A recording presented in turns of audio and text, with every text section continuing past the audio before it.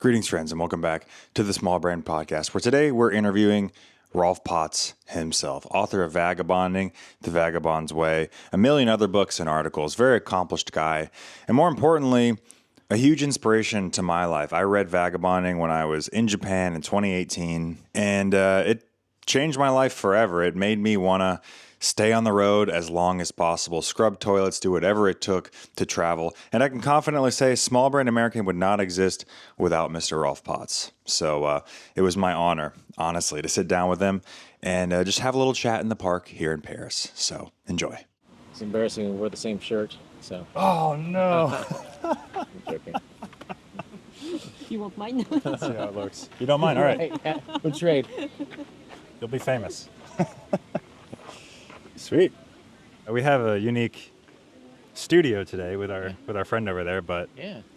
she doesn't mind, so Yeah, no. yeah. But yeah, We're wearing the same shirt, and she offered to swap out shirts, but we figured now we'll just look like accidental twins. So this is like the one nice shirt I brought too. Like, as an American, I just brought a bunch of T-shirts to Paris. yeah, You know, Yeah. because I didn't know that I would look like such a schmuck.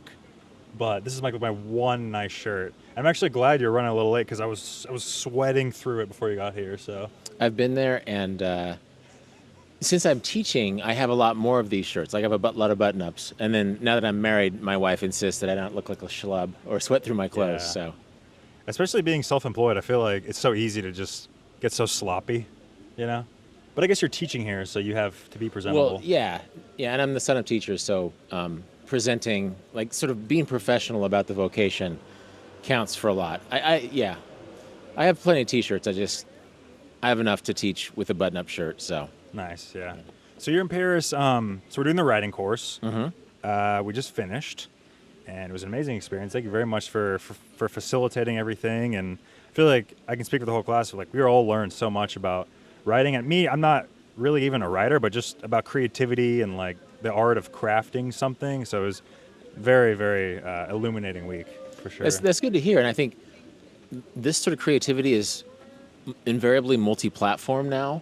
You know, that you're a YouTube guy, and other people are thinking more towards books, and then or podcasts, right? But you sort of have to keep your toes in all the water because a story is a story, right? Like an algorithm is going to be guiding certain attention spans in YouTube more than a paper book, but storytelling is storytelling. So yeah, you're not the first YouTube guy who's come doing more traditional writing course. But it's good to address that YouTube is a legit way of telling stories too. Yeah, and I know Leonardo, the other YouTuber, got a lot of it as well. But yeah, I mean, it was stuff that I feel like I've already known, like the 3-act structure and like conflict, and every story has to have a conflict. But I feel like it was just really refreshing to like hear it laid out in such plain terms, you know. I'm really glad I was able to go to the beginner course and just get like ground level how to tell a story. It's good just as a reminder, you know. I've been doing YouTube for like 5 years, and I still feel like I have no idea what I'm doing, so it's nice to be refreshed like that. And that's not bad. It's not bad to just do it until you figure out how you've been doing it. You know, I didn't take that many craft courses before I became a travel writer. And it's interesting, story is story. Like right now I'm helping Kim Krazan teach a screenwriting course. She co-wrote Before Sunrise, the classic travel romance movie. Yeah, brilliant woman. Yeah, and it's and a different type of teacher than me. She's more intuitive, but she sort of shows clips, she shows scripts, and sort of talks about craft in reverse. And so YouTube, cinema, travel stories, even business books have certain narrative commonalities that's fun to address. Do you watch a lot of YouTube? I watch more because that's just how we consume media these days. And I've been working on a video essay. Did I tell you about that? No. Yeah, that's probably more in the weeds than we have time to talk about here. But I'm doing a video essay, and YouTube is the intended audience. And then, I watch sports highlights on YouTube. I read about some craft. Like when I was working on my video essay, I watched F is for Fake by Orson Welles. Okay. And then there's been some video essays about F is for Fake as a model of a video essay. And so while I was making my own video essay, which is based on another video essay called Los Angeles Plays Itself, have you heard that? No, I'm not as well read, reading. I'm not as well read as you. Well, it's sort of obscure. It's sort of obscure. I found out about it by accident, but it's about how place evokes itself, how Los Angeles evokes itself in movies over the last 100 years. And it was written by a guy from Los Angeles, and he's a little bit annoyed by how Hollywood has sort of turned his city into a cartoon, and it sort of flattened it. Well, as a travel writer who's married to an actress, I think, and who was from Kansas, I'm almost done with a video essay called Kansas Rarely If Ever Plays Itself. So when you see Kansas on the screen, one, it's rarely Kansas, and two, it's often just an archetype. Like Dorothy's Kansas is just an archetypal Kansas. Superman's Kansas is an archetypal Kansas. Right. The Kansas you see in Cold Blood is archetypal. And I mean, it's very wholesome and people are very nice in the Kansas you see in the movies, but it's more of an archetype than it is a real place. So as a travel writer, this really interested me. What does it say about a place through the movies? So we have our little friends here. They're very interested in it. We do, yeah.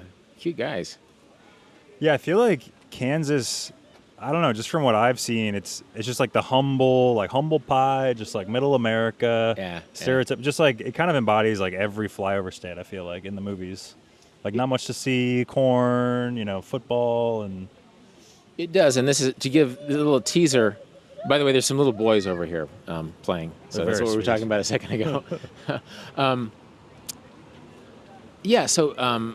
You get archetypes from Superman and the Wizard of Oz, but then when you have an actual Kansan telling a story, one of the first stories by a Kansan about Kansas was Gordon Parks' The Learning Tree, and he's a Black American. Like so, in these archetypal visions of Kansas, you never see people of color, but oftentimes the people telling stories, Kansas is a diverse place that has many different points of view. And so part of the point of the essay is that, sure, it's great to be the wholesome place where Superman and Dorothy come from, but Kansas has 1 million stories, just as Paris has 10 million stories, and probably this neighborhood of Paris has, 1 million stories in itself, that if a place is just an archetype, then you're not telling the full story of that place. I mean, it's like what we learned in the travel writing class is that there's a certain trope way of talking about Paris. You can wear your beret and carry a baguette around with your stripy shirt, but that's the archetypal Paris. It's not the Paris that belongs to the people experiencing it or living here. Yeah, and that way I almost feel like you've never fully, even if you live somewhere your whole life, you never fully understood it. Because like even when I go back home, my hometown is like the suburbs of Atlanta. Every time I come back, it's almost like a brand new city to me because I've changed, right? So it's like you're never fully understanding where it is. Like it's never fully, and that's why like stereotypes are so not useful. And I don't know. Sometimes I just struggle with it because as a YouTuber, I feel like I'm forced to have an opinion about a place, and so sometimes I can manufacture it and it can be artificial. But I don't know, just being in the course this week, it's been really useful to remind myself that, the story's never finished with any place, Yeah, because places are changing. And this happened actually when anthropologists traveled to, air quotes, primitive places. They were upset because missionaries were there, and they were changing the places. Well, places always change. Those indigenous traditions have themselves changed over the years. And so I think that to assume that any place is going to be static is to misunderstand the place. And even, being in Paris has, over the course of a couple of decades, it's a slightly different city every time I come, and actually the time of year you come depends.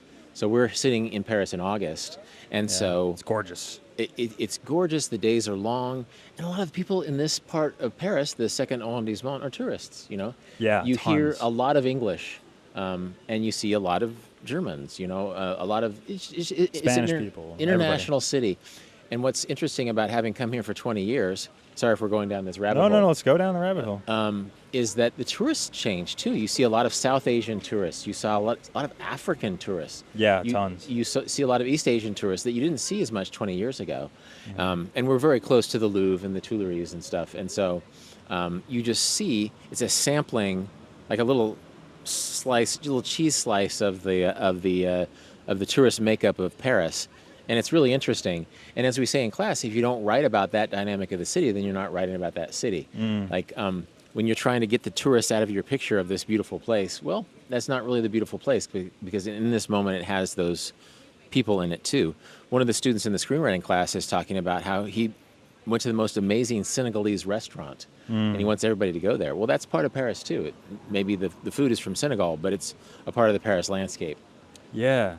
I feel like what I like about your writing is you can capture the complexity of that dynamic without it being trite or forced, or because I feel like as a YouTuber it's tough because I kind of sell myself on like going to places most people aren't willing to go or they don't know about or whatever, but I feel like it kind of forces me into one camp or the other, like the cliche tourist that eats a baguette in Paris or the anti-cliche tourist that wants to go to Myanmar and Pakistan and stuff. So well, yours is a visual medium, which is tougher, because most of my work is, I have some video out there, but most of it's written stuff, it's books. And so on the page, you can sort of tease out some nuances. You can have fun with your own point of view in a way that's harder to do in video. So, yeah, and I've been thinking about that a lot, like the nature of the medium. I feel like it affects the point of view. Because, in class we're talking about all this thoughtful stuff, and like motifs and like, themes and stuff. And that's hard for me to do because my style is kind of run and gun, like just kind of figure it out, like minimally edited and stuff. So I'm just wondering how I'm going to go forward after this class because it's definitely impacted the way I look at like making stuff. So yeah, I don't know, a lot to chew on. I feel like it's going to be a while until I start filming again. But when I do, I definitely, and I love what you said in class. It's like, some people I love this place. Some people say, I hate this place. What you're looking for is that third opinion, that like undiscovered point of view that I feel like I need to stay in a place for a little longer to have that instead of kind of force a point of view in 3 or 4 days. I kind of want to do it a little more organically. And so yeah, I think I'm going to go on a little bit of a sabbatical and just try to find myself again after this class. Cool. It's been really useful. A couple of thoughts came to mind. One, that I love this place versus I hate this place is sort of a consumer way of seeing a place, It's sort of the Yelp perspective of place. Yeah. And and this place belongs to the people who live here too, what can you find that that evokes this place that, in a way that goes beyond the consumer perspective? The other thing I was thinking is that taking a break is fine, but sometimes throwing things at the wall and seeing what sticks, to use was that a kitchen metaphor?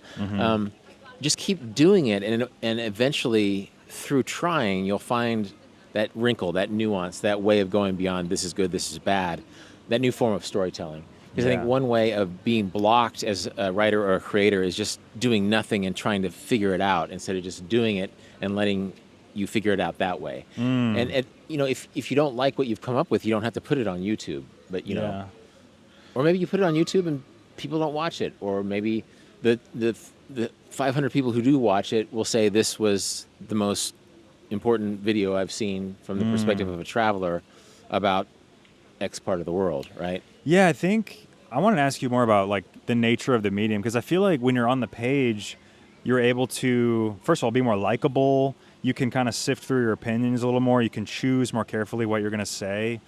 But more importantly, I feel like you're able to, I don't know, be yourself a little more. I'm not sure how like the publishing process works. If an editor would pick up a story that's less salacious than, another idea. But I feel like the nature of online media, it's to promote the most viral idea, which oftentimes isn't something you really want to chew on or think about too much. It's just like you get that instant hit. So do you find that that's like a fundamental difference in the two, or in writing and like video content creation?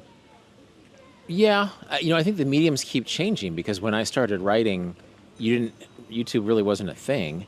And then it feels like there are equivalents of that attention economy writing. Blogging actually stood in for a while for travel writing, and a lot of travel writers were travel bloggers, and some of them were in our class. Yeah. Then the algorithm changes, and then suddenly it's like, oh, the attention economy trope I was writing about suddenly doesn't please the algorithm anymore. And so what was I actually doing? So I think at the end of the day, writing something that is meaningful to you or to your thousand true fans is more important than chasing the algorithm. And I think we all have to chase the algorithm to a certain extent. But even you feel like you do? I would say I was chasing the algorithm before it existed because you're competing for attention. Even in the 1990s when I started writing, you were competing for attention. That's why the first thing I do in class is first lines. Like, what does this first line say about the story? What part of the universe of your story is contained in the first line? What makes you lean in? What makes you want to know more? What makes you tilt your head and say, that's weird? What's up with that? That isn't the algorithm, but it's also about attention. I can't just hold forth about, we're in Paris, so I can't just hold forth about Paris for 500 pages without telling you why I'm here, who I am, creating curiosity in your mind. Yeah, so I think the algorithm is like a digital distillation of what we've always done as storytellers. When we sat around campfires 2,000 years ago, we didn't just drone on. The worst storytellers were the ones that didn't get your attention immediately and hold it, right? And so the problem is, I think even when I knew that you had to capture the attention in a story, I was still given the opportunity through 1,000, 3,000, 5,000, 50,000 words to continue to pull out the reader's attention in a way that was meaningful to me. Whereas I think if you're chasing the algorithm through YouTube, you can end up with a bunch of. Was it in the class? Somebody mentioned that sometimes the most viral videos are the least personally meaningful. Or is that another doesn't setting? Sound familiar, no. That oftentimes what really is putting up numbers on people's website is not the kind of story or experience they're going to be thinking about in 10 years. That it's as disposable as the algorithm is changeable. And so I guess I can't tell you as a YouTube creator how to deepen that way of storytelling because it's sort of a moving target, and maybe somebody's going to be doing some really experimental travel stuff that's going to really wow people and change the way they think about that. But I think at the end of the day, it's more about that core audience who's going to be watching it for you or reading it for me, as opposed to trying to spread a wide as net as possible. Because sometimes that wide net doesn't reward point of view, and that your point of view is what AI can't steal. And so point of view driven storytelling is going to continue to prevail. And one more thought, that Ketty, the blogger who spoke to you guys by Zoom, talked about how, in the face of AI, all of those blogging strategies from 10 years ago don't mean much because AI is just harvesting those ideas and making it their own. So point of view, which is what I've always taught and what I've always felt was important, I think that's something that the robots can't steal. So. Yeah, no, I like what you said about like the most viral clips are the least meaningful, because I have the same theory about like short form clips. I've just completely stopped doing them just because I feel like even if I hire an editor, I just don't want to watch them. I don't want it to be like, I don't want to exert any creative energy because, it's very finite, like during the day. Like I feel most creative in the morning and then it like wanes throughout the day. So I don't want to use any of that to work on a short. Like that's just such a ridiculous use of my time. But yeah, I think if you've ever scrolled on TikTok or something and you see like a funny clip, maybe you'll send it to a friend or maybe you'll show it to them, but you're not going to remember what you saw in 2 weeks, maybe even 2 hours. You're not even going to remember. It's just like feeding some like low level, monkey mind that it makes no impact. So I totally agree. Yeah, and the monkey mind is hungry, but it's not interested in nutrition, right? That's why we have phrases like doom scrolling. And so I think that's why it's good to sit, as you did, with a bunch of fellow storytellers in a physical room, in a physical place for a week, writing on physical pages of paper, and thinking about what's really important as writers and what we have to deliver from our own point of view. Because, like you mentioned short form, I don't really watch much short form. And maybe I should, but maybe it's good. Like my wife, who's an actor, she doesn't really like social media at all because she's a sensitive person and it really tweaks your envy. And she feels like envy is the worst version of herself. And she doesn't need her envy being agitated, every day. So she has chosen to just not be on social media. And I think it's better for her mental health. Yeah, I really respect that. Rob, another student in the class, is completely off of social media. And like, I don't know if I've met anyone off of social media since it was started, honestly. Like I was kind of like a digital native. So that's such a foreign idea to me, but I'm so envious of it. It's like the internet's given us so much opportunity, but it's like being a digital nomad. It's the golden handcuffs. It like gives you so much opportunity, but you're forced to work every single day. Like, and I wanted to ask you about burnout and like work-life balance, and if you have found some kind of balance, because maybe it's the algorithm, maybe it's me, maybe I'm obsessed with my work. I do love what I do, but it's just so hard to stop sometimes. Yeah. So. Well, that's the cliche of digital nomads, right? That people, they go and they take pictures of themselves in an enviable position in some beautiful place, and I'm not going to knock that. Then they go back out in and they work the same 60 hours they would be working in New York. Yeah. And they don't, oftentimes they're in highly wired digital compounds that don't really have much overlap with the local culture. And they fall in that cliche where they're sort of giving cheery, upbeat endorsements of Guatemalan culture or wherever in the world they are. But their overlap is not very much because you can't really experience a culture when you're working that much. And I know the hustle is real, and that is a thing that has to happen, but work-life balance is important. And the whole point of digital nomadism is that you're taking advantage of a place where things cost less, and so that you're rewarding yourself with time. You're giving yourself time wealth. But if you're working 60 hours a week from your laptop, it's not happening.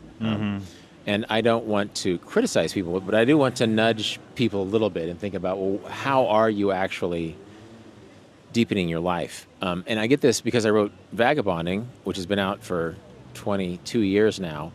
A lot of people, they use that as their pretext to get out on the road, and that's good.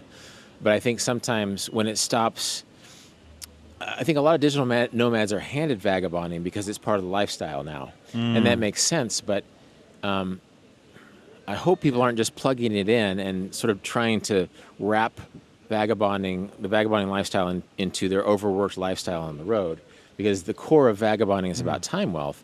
And it's not a silver bullet, and the world that people live and work in is different than when I wrote that book in 2003. But I'd like to think that its universals still apply. It's funny that when digital nomadism first became a Wikipedia entry, I just researched this recently because I want to write an essay about it, but I was listed on the list of important digital nomads, but only for like 3 years, and then somehow I got edited out. What? Well, and I joke sometimes that, like, some people move to Cartagena or to Tbilisi or whatever as digital nomads. I moved to Kansas. That was my cheap place where I could live. And so I joke to my friends that I got erased from Wikipedia once they realized that my digital nomad hub was Kansas and not a place. But the same philosophy took me there. That it was cheaper, but I was also close to family. And it's where I met my wife. It makes a lot of sense. And so just sort of not setting limits on what a digital nomad can be. I think that I was technically a digital nomad when I wrote Vagabonding in this little residency hotel in Ranong, Thailand. You wrote it in one hotel, like just in a month, or? No, I wrote it in 8 months. Wow. I taped note cards on the wall. It was much more analog than it is now. I was living a digital nomad lifestyle, but I didn't need other digital nomads around me for that to happen. And I like to think that I was writing all day, but that I was more interactive in Ranong, Thailand, had I had a dude from Brazil living over here and a woman from Nebraska living on this side. That I think sometimes, this is a big problem with digital nomad. One, community and relationships is a problem because absolutely you fully commit yourself to the place where you are, or you find other people who are like you. But the more you hang out with other people that are like you, the less at times you commit yourself to the place where you are. That it's sort of this conundrum.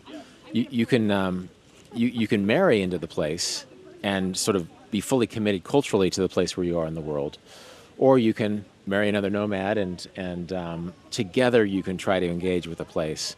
But it's tough. Like I don't want to knock anybody's approach to a place, but sometimes I think people get frustrated creatively. They get frustrated lifestyle-wise. They get frustrated in the relationship sense, and so it's good to just be mindful about that, and to just think about what makes you happy, and.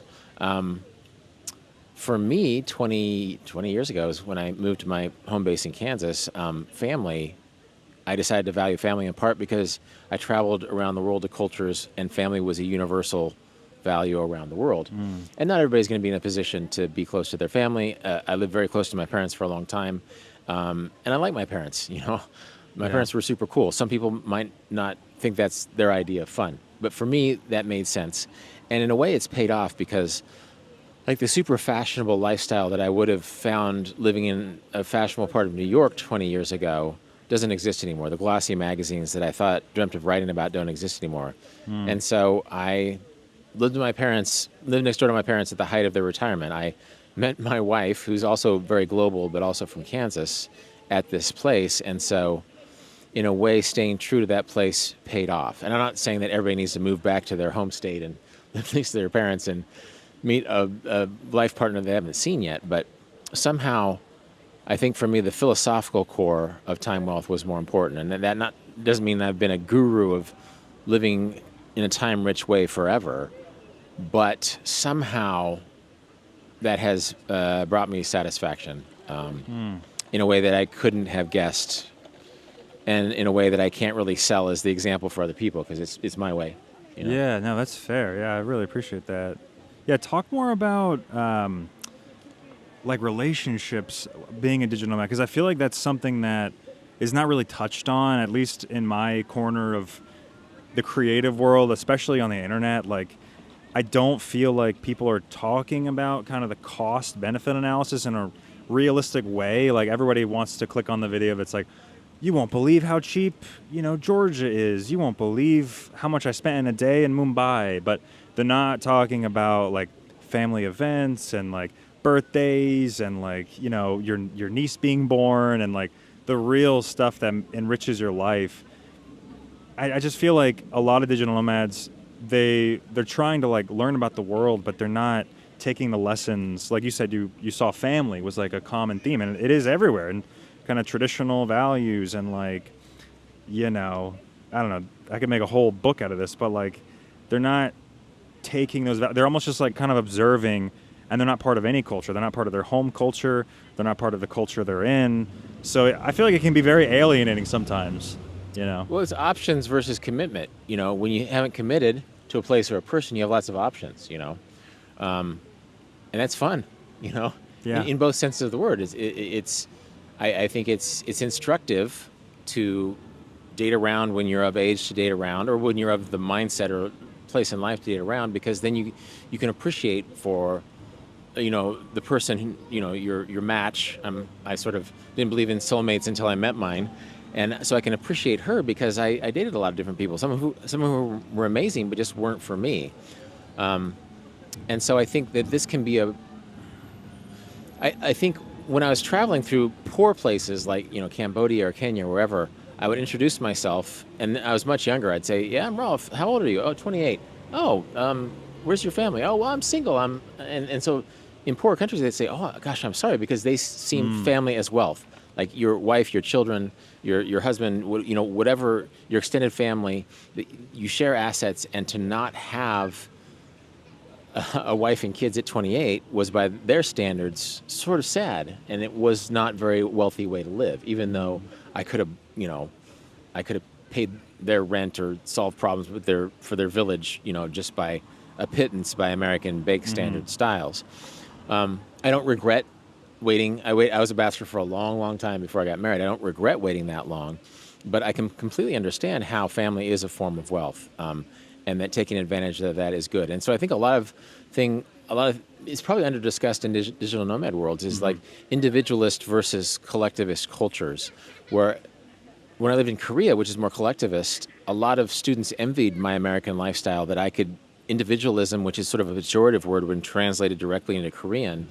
Really? It's like an insult, kind of? Yeah, I don't remember the exact word, but I would talk about it with my students because I'm an American. Individualism is like a romantic way of being in the world. They would look it up in their dictionary, and it's like, what? By Korean standards, individualism is a betrayal of your family and your community, that you're choosing yourself over people that you owe your life to, Whoa, that's deep. Yeah. That's heavy. And so I think this is under-examined, that our assumption is individualism. It's the water we swim in, as Westerners, but as digital nomads too. Which is not to say, I'm sure that there's some Korean nomads who are just so grateful that they're away from obligations that really constricted them. And some of the women, some of the older women who I tutored in Korea as an English teacher, talked about their grandmothers who had almost no options in life, that their commitments to their family as a woman was so constricting that I'm sure that their great-grandkids, great-granddaughters in particular, are going to be really grateful that they have a little bit more individualism than their great-grandmothers had. But at the same time, individualism isn't necessarily going to make us happy, and that sometimes having a little bit of accountability to a partner or a family or a community or a neighborhood is a good thing to have.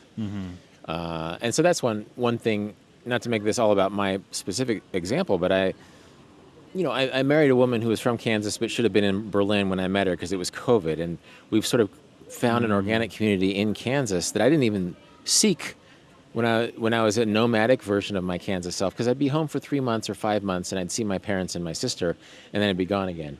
And then I would date a woman in London or New York, and I wasn't ever fully committed to that place. It wasn't until I was committed to a person that I committed to a place.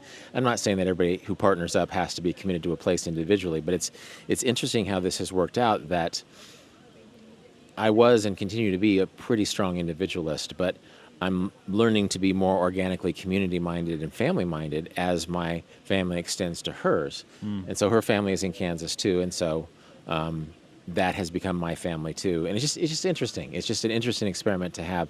And I feel like I'm lucky, but not every nomad can use my example, meeting your soulmate in your late 40s and then sort of creating community there.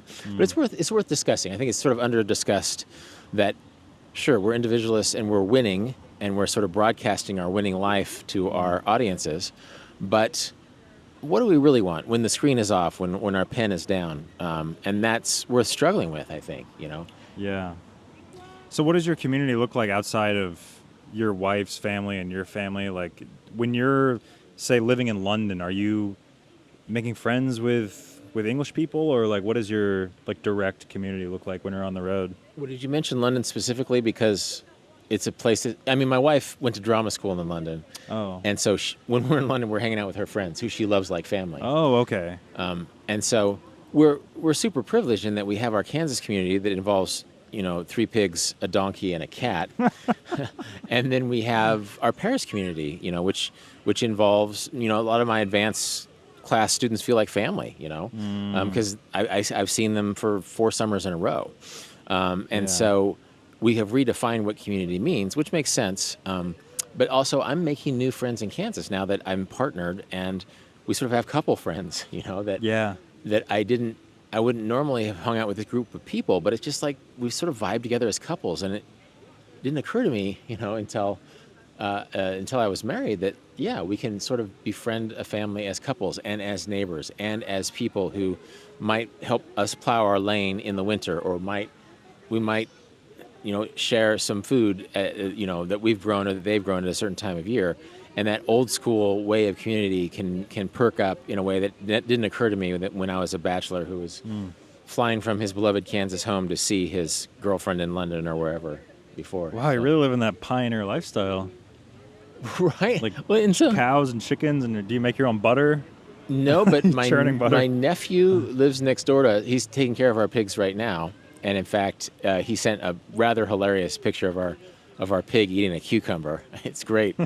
But he's like a plant biologist. He really knows his plants, and so he knows. I'm learning, and my wife is learning the plants that grow on our property. And we have raspberries and blackberries, and we have a perennial Kansas grain called Kernza, which we're trying to grow. And so we're sort of reverse engineering a little pioneer life. But he's That's 25, awesome. And he and his girlfriend, who makes quilts, are way better than us. They're making quilts. Dude, this is like 1800s. They're not churning butter, but they're doing some amazing things with locally grown food, and it's possible. And so I think another way we think as individualists these days. We also think as urban people. Urban is great. We're sitting in a city right now. But sometimes there's a way of life in non-urban places that is a lot saner. When my wife was based in New York, you could see her on TV every once in a while when she was on Suits or Law and Order or whatever. But then she would go home to an apartment, that is about the size of our kitchen now, you know? And so that's another wealth thing. Yeah. Living in New York, you have the wealth of all this food and diversity and people from different walks of life, and it's a great world city. But you're also living in a tiny little apartment, and everything is super expensive. I respect that, but the wealth of New York is the wealth of that experiential diversity and, you know, that cultural diversity. Whereas the wealth of a place like Kansas is wide open spaces for less money, you know, and the fact that you can raise a pig that after a few months you realize you're never going to eat the pig, you're going to watch him die of old age and be really sad. But Because they're so smart, aren't they? They're like dogs. yeah. And our guy, he's a boar. He's an unfixed male.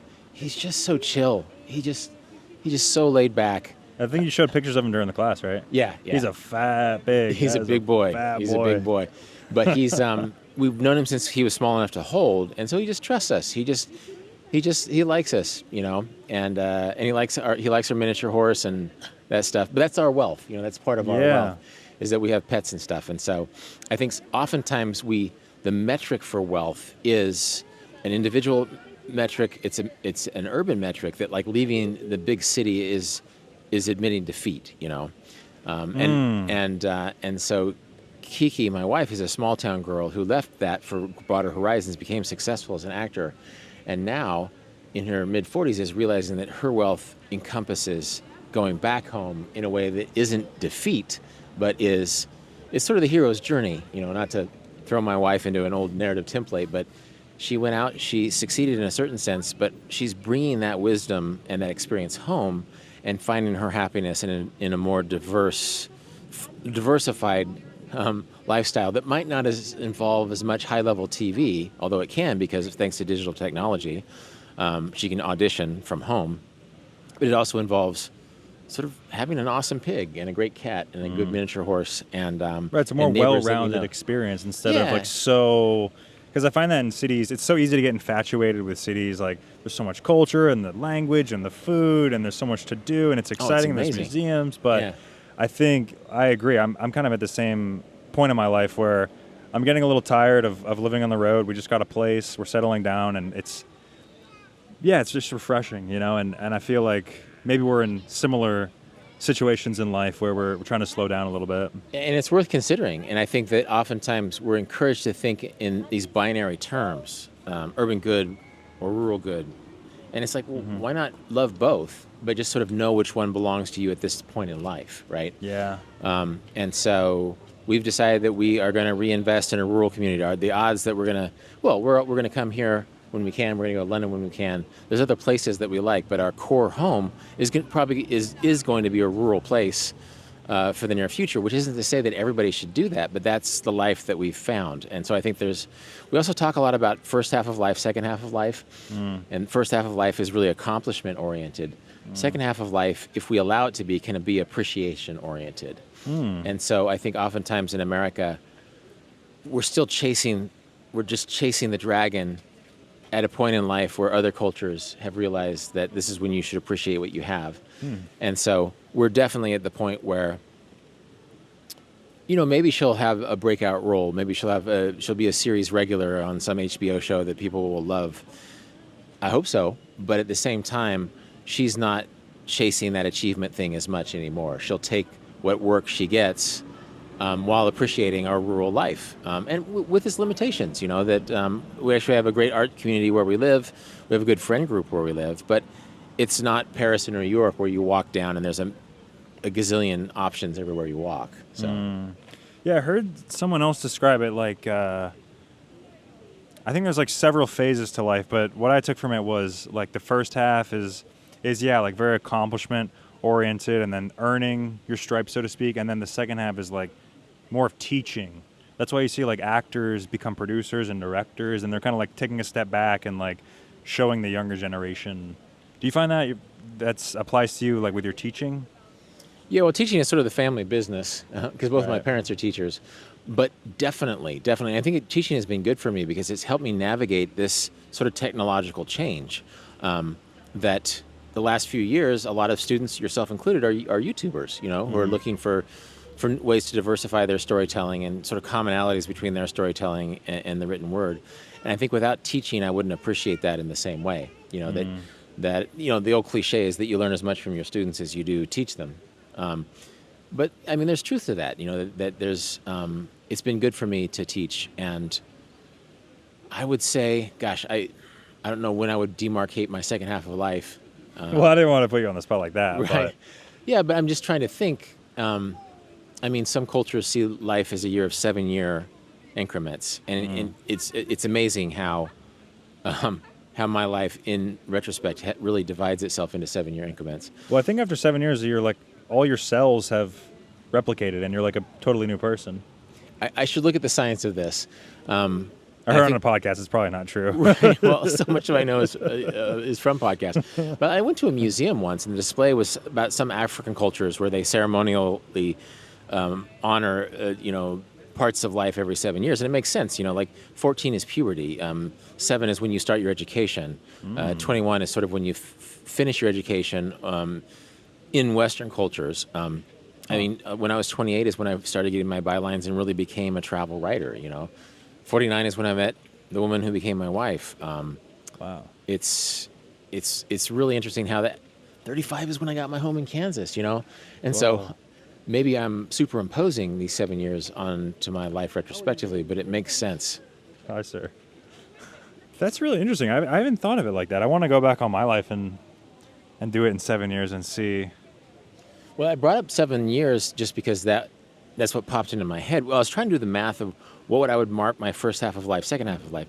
Probably meeting my wife was a really strong, it's the strongest before and after moment of my life. But I met her when I was 49. Does that mean I'm going to live to 98? Is that going to be like a mathematical first half, second half of life thing? But though also in some ways, like the book that will probably always define me was Vagabonding came out. It wasn't in a 7-year increment, but I was 32 when it came out. And so that was a real turning point. Maybe that little window from maybe 35 was sort of propelled me into a certain sense of second half of life. Although I was I'm thinking out loud here. Yeah, let's do it. Yeah, that maybe 42 was a stronger thing. I guess it doesn't matter where you demarcate second half of life versus first half of life things. I think there's a time at which you realize that what made you happy when you were younger doesn't make you happy with the same intensity that it does now.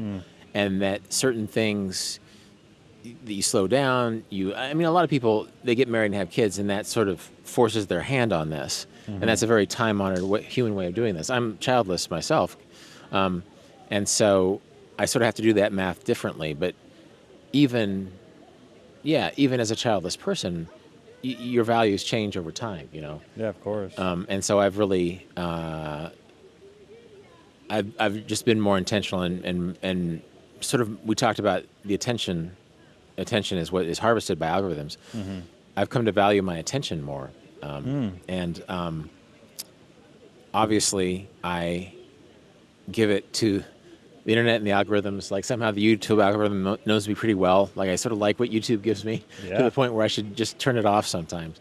But then also just attention to my surroundings. Just the idea of getting to know all the bird species on the 30 acres where I live in Kansas is a really exciting prospect at this point in life. Because that's wealth too. I mean, that's attention too. Just sort of waking up and walking outside and breathing in and just sort of paying attention that's a kind of wealth too, No, you're absolutely right. And I feel like, we touched on this in the class, but I was so wrong about Paris. Like I'm actually embarrassed at my like stereotypical views of France. I mean, I've been here before. It was just for like a few days and I was so poor I couldn't afford to do anything fun, but everyone starts there. Yeah. Yeah. But now I've like come to appreciate it so much more. And I mean, just through the class and like your concept of like tracking a color throughout the day, that helps me get off my phone tremendously because it actually gives me a reason to not look at my phone. Because everyone's always like, oh yeah, don't look at your phone, it's bad, whatever. But they're not giving you like the positive, like, okay, don't do this, right? Like it's a positive, I don't know, reinforcement, but it's just some way to get off the phone. And I feel like there's just so much to see here. It's such a charming city. I almost feel like it's like a European version of New York City in a way. And I don't want to simplify it too much, but so multicultural, like so charming. Walkable in many ways. Very walkable. I walked from my hotel to here. I'll take a bike back later. Like I'm just on the move all the time. I don't remember where I was going. Well, we were talking about color tracking, which is a form of psychogeography, which is something that started here in Paris in the 1950s. That a lot of people, a lot of artists and avant-garde people were frustrated that they were living their relationship with the city was too utilitarian. This street is where I go to get my bread. This street is where I go to my artist studio or whatever. So they created psychogeography as a set of ways to play games with their experience of the city and help them see it in new ways. And so, what was your color? Mine was green. Pretty good color in Paris, I've got to say. Yeah, absolutely, it's a good color. Took me on some journeys. It's everything from the grass in the Square Louvois to the sanitation workers' uniforms. Yeah. But and all the abandoned bikes. There's so many. Oh yeah. No, and so suddenly instead of the algorithm telling you what to do, the color green is telling you what to do. And in a city like this, it pays so many rewards, right? Yeah. Yesterday in the screenwriting class, Kim Krazan, who co-wrote an amazing movie Before Sunrise, she had us read the Rocky screenplay, the whole thing. And before class, it's just like, Kim, as a teacher, I didn't say this, but I just thought, wow, that's a lot of time. But we had 16 people reading the paper screenplay of Rocky for 3 hours. And in class, and in the digital age, that's pretty rare. Our attention was fully into Rocky and Adrian and Paulie and Apollo for 3 hours. And like, I'm a sort of a screenplay nerd. I like reading screenplays and I love movies. I've read the Rocky screenplay before in a PDF digital file, sitting with 15 other people reading it aloud in a room in Paris was an interesting use of 3 hours. And I think nobody ended that in the year 2025 and said, well, that was boring, or that was a waste of my class time. No, it's just like, we threw ourselves into what Sylvester Stallone wrote in 1975 in a way that we wouldn't if we had engaged our attention in another way. That it was us. It was almost like time travel to 1975 when we didn't have a phone to distract us, and we just sat and went page by page through a movie that most of us have seen, but our attention was given to that in a way, and Kim is smart as a teacher. It internalized that suddenly we have an understanding of the rhythms of Rocky and its script in a way that wouldn't have understood had you just thrown up a PowerPoint and said, this is the plot points of Rocky. And so that was so interesting. In a way, it was a psychogeographical way. There's a parallel to psychogeography because the metric for that was reading page by page the script of a familiar movie in a way that made us see it in a new way, right?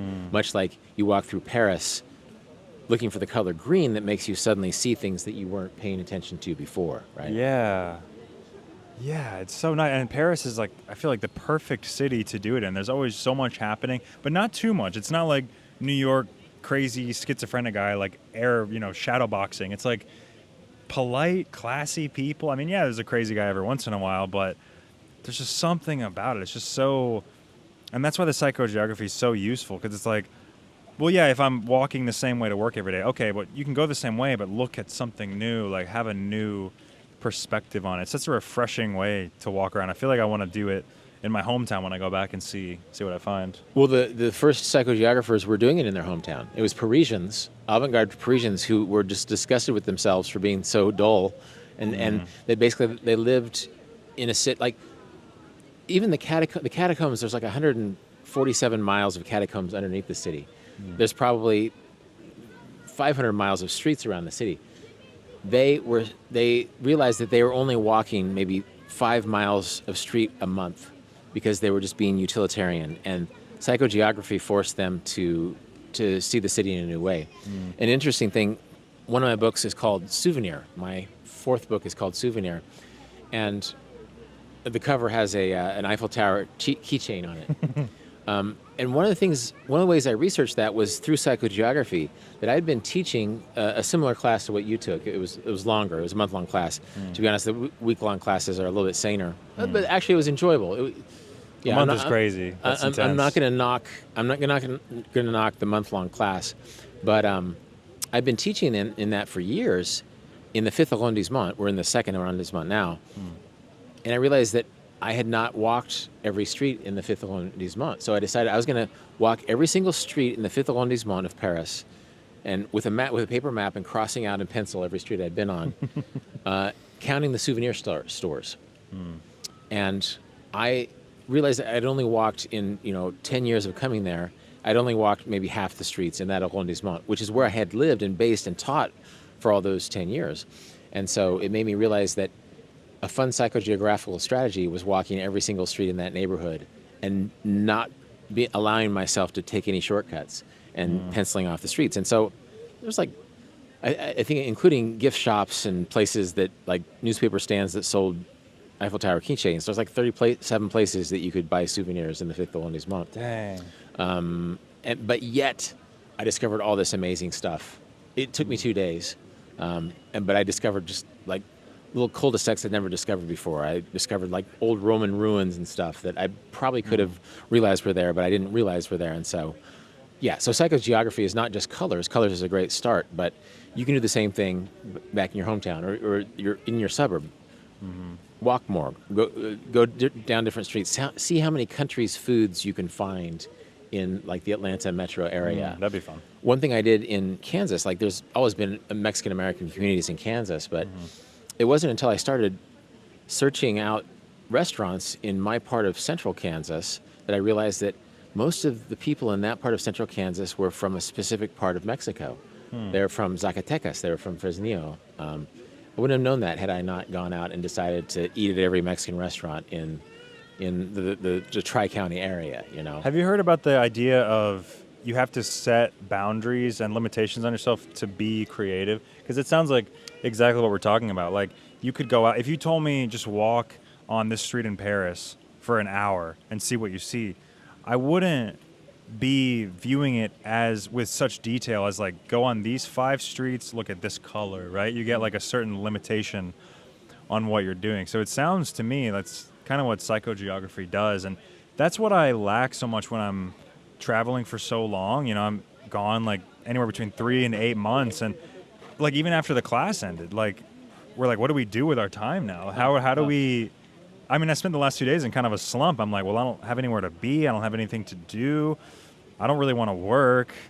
I don't feel like writing. I just kind of lay in bed. And it's like so easy to do for me when I travel to be like kind of listless and sad and like melancholy. But I feel like, setting limitations and having like just a simple goal, like, go find a Senegalese, is that how you say it? Senegalese, yeah. Senegalese restaurant, like something like that where I'm reminded just to get outside, and just to look for stuff. Yeah, and I've been talking about psychogeography I talked about it all week, but I'm still prey to those moments, where I'm sort of indoors and I'm sort of have this stasis. Often when I'm tired, and so, yeah, psychogeography is a way of forcing yourself to have experiences, in a way that isn't a consumer thing. It's not just going out, paying an admission and going to this museum, but maybe looking for art in non-museum places, or like expanding your definition of what art is and letting that guide you through the city. I mean, we're sitting with a beautiful fountain with pretty classical art here too, but somebody designed this trash can, right? That's true, yeah. Actually, that trash can isn't very creatively designed, but I mean, it was made, it was fabricated, it was, drawn, I'm sure.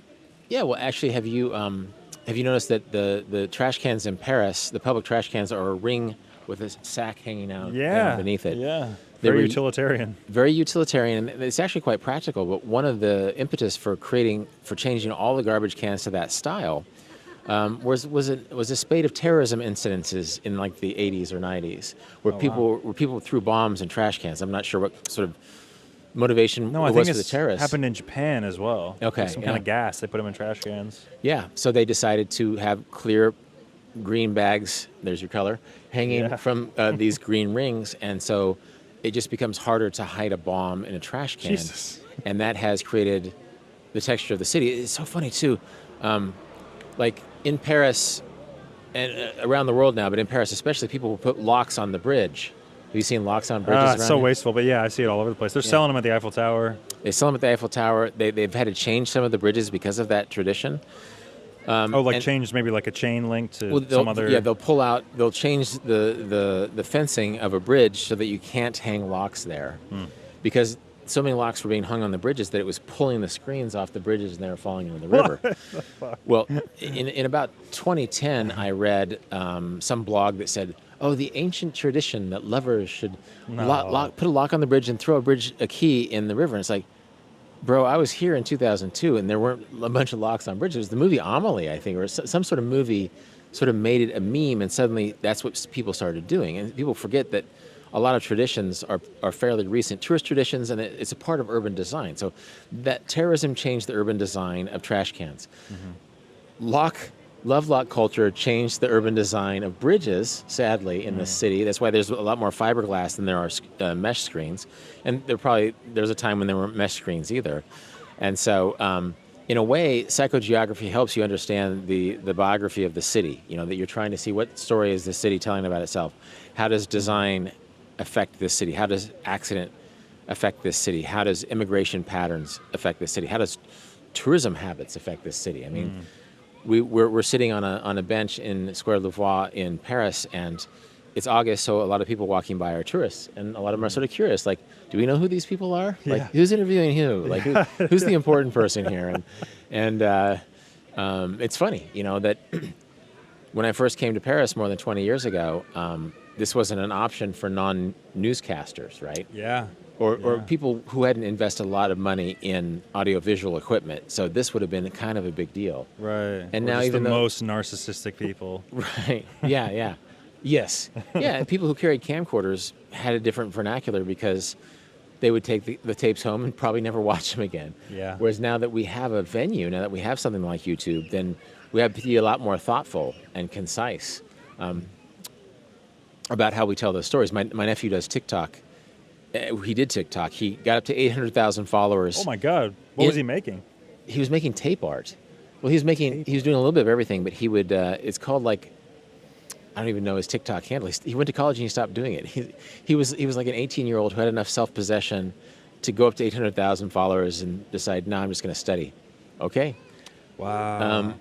But I watched his, and in like 15 seconds, it was a form of storytelling, and in a way, it was beginning, middle, end. I was so impressed by his form of storytelling on TikTok. I think it's called like Oak Van Tassel or Oak VT or something. He would get a roll of masking tape, cut it up with an X-Acto knife, tape it on layers onto a transparent sheet of paper, and then hold it up to the light, and then it's Marilyn Monroe. It's like stained glass. Yeah, that's exactly what it was.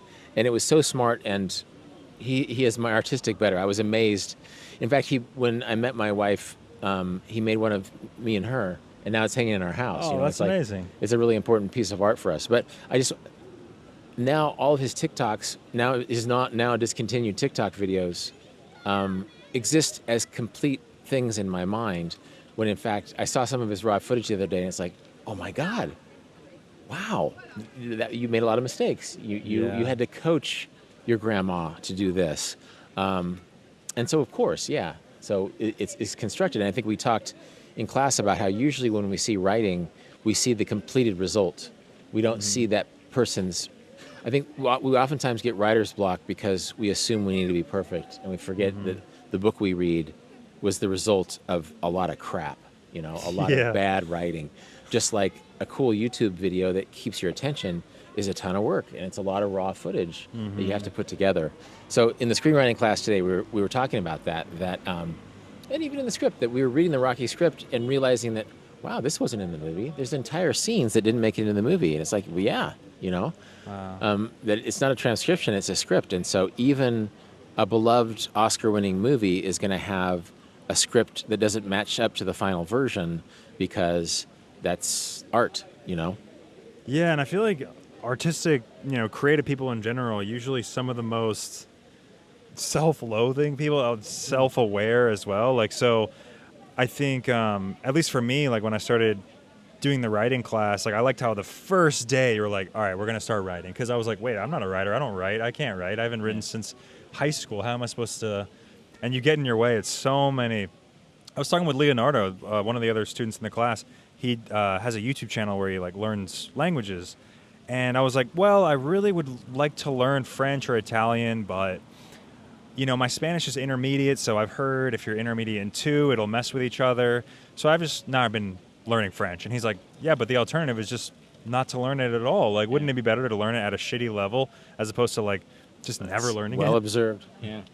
Yeah. So, and Sarah showed me like a photo this week of, I don't know if she was shown it in the class or maybe you mentioned it, but it was like a drawing of a circle, and the seam was kind of opened on the circle, and it was like. Oh, she shared that with the group, and it was great. Okay. She shared it with the WhatsApp group of our What did it say again? fellow students. It was remember. like a squiggly circle that didn't quite complete itself. I'll look it up right now. Yeah, sure. I'll tell you what it is, because it's one of those things. Actually, one other thing I'll say about your cohort is that you took the craft lessons so well. And so Zahabia, you look at her Instagram reels, and it's like, you're throwing my craft back at me. Like, I taught you these principles, and you listened. Because it's amazing how often people don't really listen. So here it is. Actually, there's been some more messages. Oh, it is. So it's make it exist first, and there's this sort of sloppy circle that doesn't completely close. You can make it good later, and there's a perfect circle underneath it. And that's the principle that we're talking about, because so many people they have that perfect circle in their mind, and they don't think they can do it, and so they don't do anything. So shitty is better than nothing, you know? Yeah, and it's funny, like, creative people, it's, at least for me, it's so hard to reinvent myself. Like, it's hard to step into a new avenue, whether it be like sculpting or writing. It's all those same like self-doubts and everything, like they come back up just like the first time starting on YouTube, you know? So do you have to, is everything I good? don't know if I butt dialed my dad or if my dad was calling. So Looks like an outgoing call. okay, well then I butt dialed my dad. Sorry, Dad. My dad, who himself has a YouTube channel called Energy Green Grandpa. Did we tell you about this? No, but I think Sarah mentioned it, but Yeah. you tell me about it again. Yeah. So Plug it for the people. Oh no, it's pretty amazing. When my parents went to assisted living, my mom started to suffer from dementia, and when she had really difficult cerebral hemorrhages that decreased her condition, my dad, he dealt with his grief by wanting to save the world through green energy. And so he had this idea to make all these photocopies and do mass mailings about tips to save energy. And I said, Dad, that is not ecologically sound nor energy sustainable to create junk mail. And so I said, you're a teacher, and you're actually good at it, and you're a goofball, and you're pretty funny.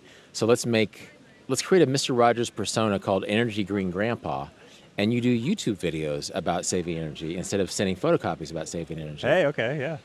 And he just turned 86. I think he's turned 86. Oh, right before class started, he turned 86. And and so he only has 18 videos, but they're pretty cute.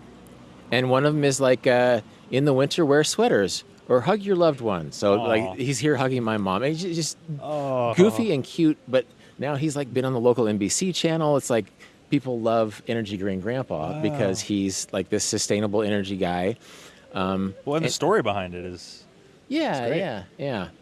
And actually, that story is less public, just because, like, the story behind the story is sometimes more interesting than just, Grandpa doing green energy. Mm-hmm. Grandpa dealing with grief by trying to do something positive, right? Mm. And the story behind vagabonding is the same. I saw my grandfather deal with my grandmother who had dementia and Alzheimer's, and I sort of watched he who had been a farmer since age 15, I watched him not able to enjoy his retirement.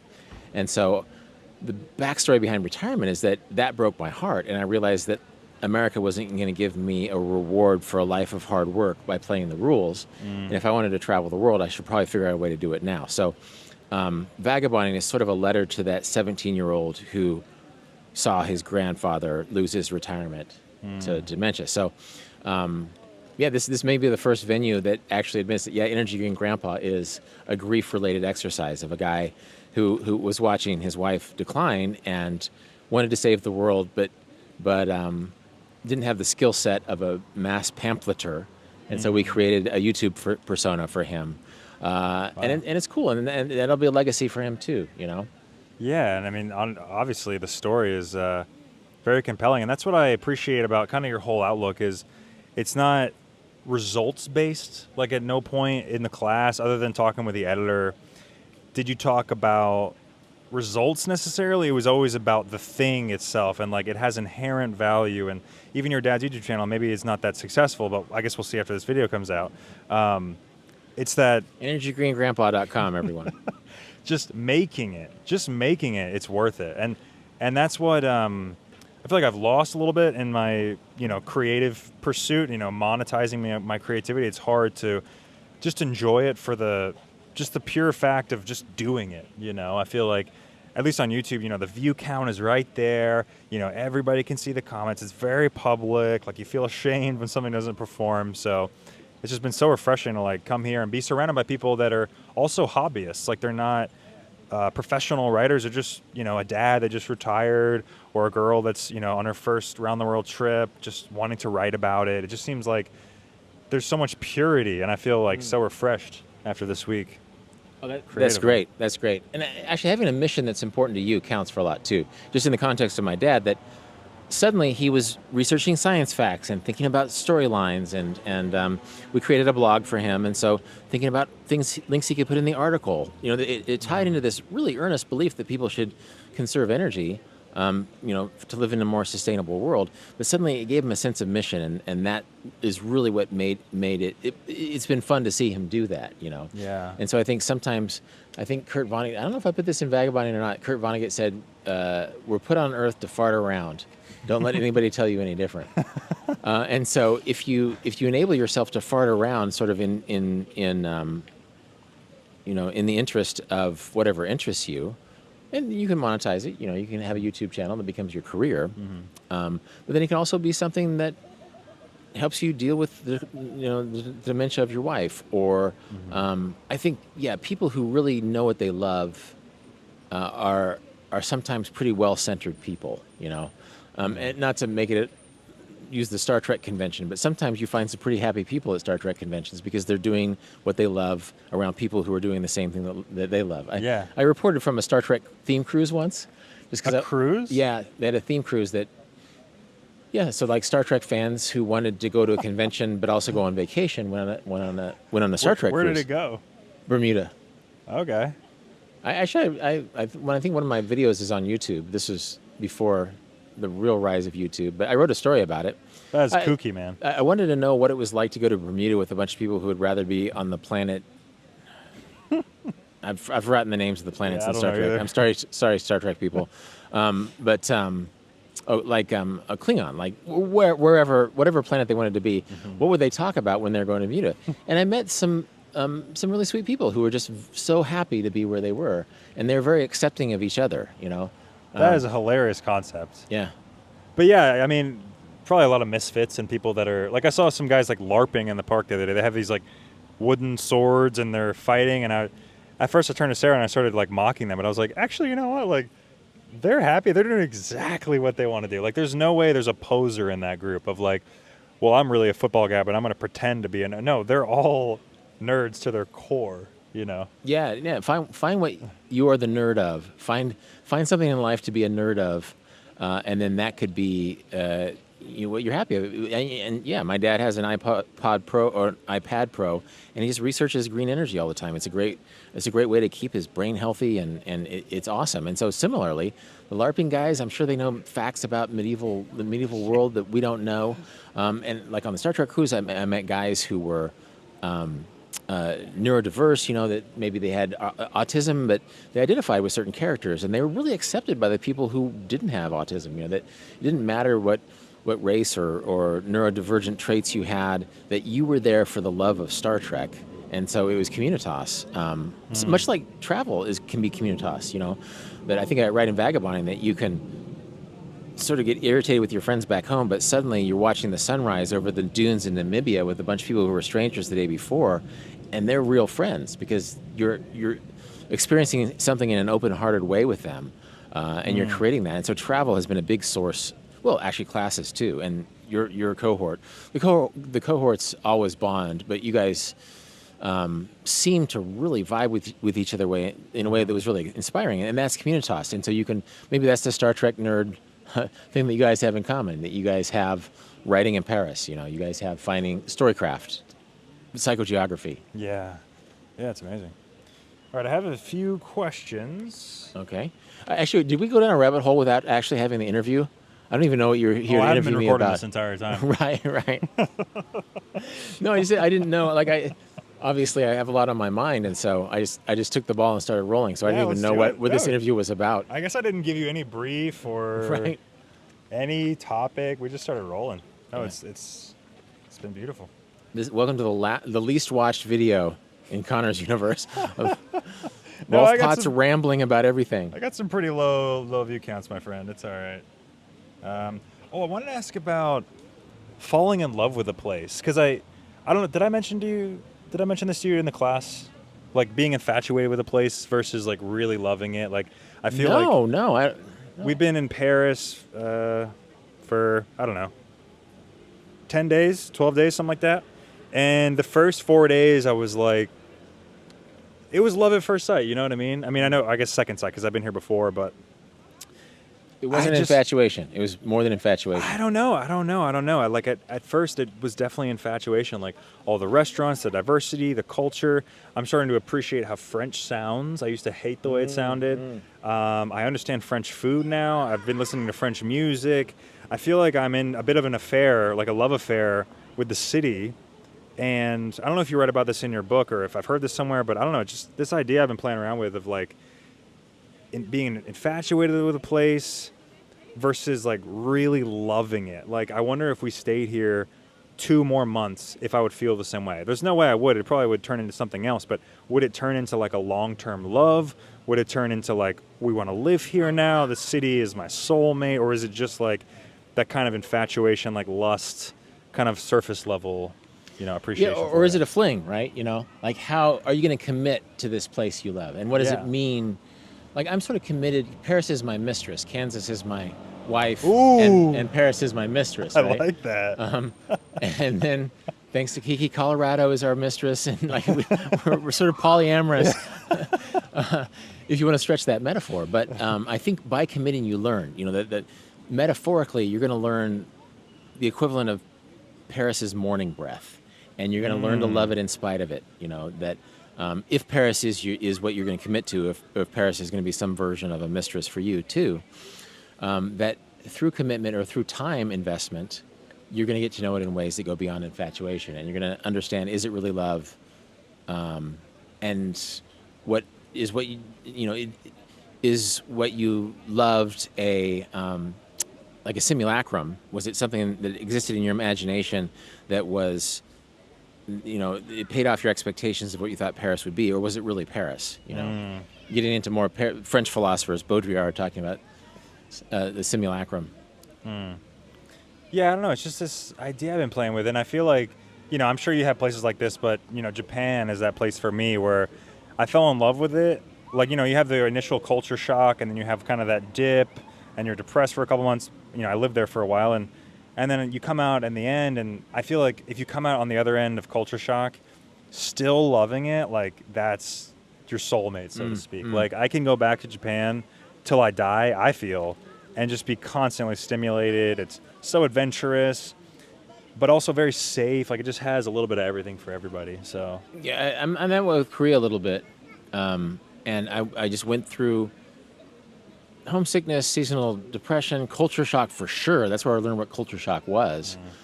And now Korean is my comfort food. In fact, I took Kim Krazan to Korean food for lunch yesterday, right on the corner of this square. And so, yeah, I don't know where you would stretch that. It's like a former mistress that I hope to see again someday because I'm very fond of her. where like you had to break up, but you didn't really want to, and it's Right. always nice to see them again. Well, you had to break up to grow, and really, like to become myself. I had to leave this place that taught me so much, and I look forward to introducing my actual real life wife to Korea, and she cooks great Korean food now because she knows that it's my comfort food. Has she not been? No, Oh. in fact, she went to Asia she who knows Europe better than me, and has hiked the Alps and lived in London for a long time. She went to Asia for the first time last year with me. So I had the pleasure of introducing her to Thailand, which she loved. Good first introduction to Asia too. Thailand. For sure. Actually, the first, if you take out the South Pacific, we went to Bali and Borneo before we went to Thailand. But Thailand is just so user-friendly. Yeah. And it's just so, and I wrote vagabonding there. I'm just so comfortable there. I love visiting places from Thailand, but I'm just at ease there. That might be another one of our mistresses. You know, that we have Paris and Colorado and Kansas and probably London and New York to an extent.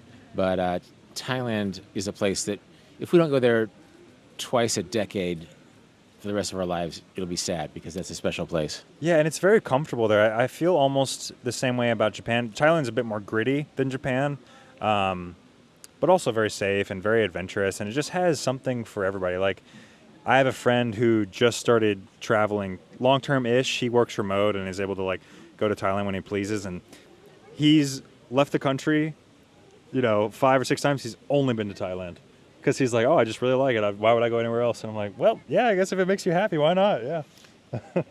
Why not? Yeah, no, I'm not going. I think there's some country counters who lose track of why after a certain point. They're ringing up their numbers and they're chasing the dragon, but they don't really know why. And then they don't get to know places well. So I respect the idea of going to a place again and again and again because you love it. And Paris is one of those cities for me. And Kiki and I have talked about this. We're not going to be able to see every place that we want to see. Nobody can.